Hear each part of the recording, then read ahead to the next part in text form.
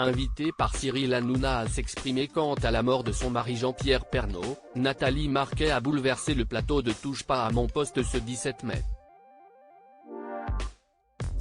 L'ex-Miss France, désormais veuve, n'a pas caché son émotion lorsque les premières photos de celui qui a partagé sa vie pendant 15 ans sont apparues sur l'écran.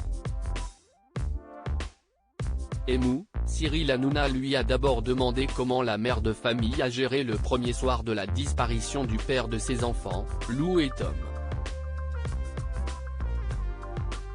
Ces derniers ont tenu à rassurer leur mère et la protéger, raconte Nathalie Marquet, ajoutant « Parce si est qu'une fois qu'il est parti si est un peu compliqué de vivre.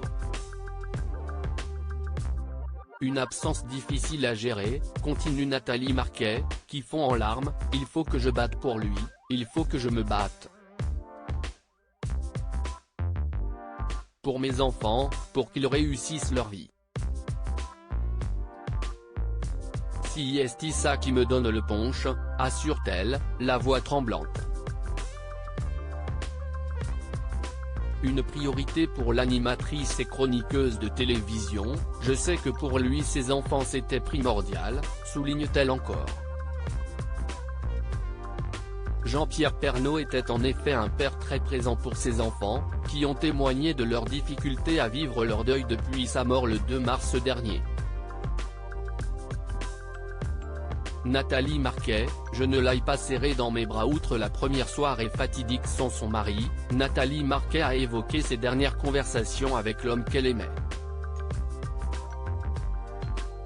J'étais toujours sans tabou, précise celle qui a récemment présenté son dernier ouvrage au Salon du Livre, en avril dernier.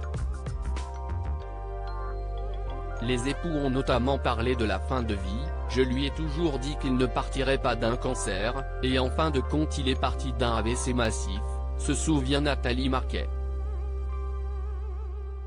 Et lorsque la possibilité d'un AVC a été évoquée par les médecins, la star du JT ne s'est pas laissée abattre.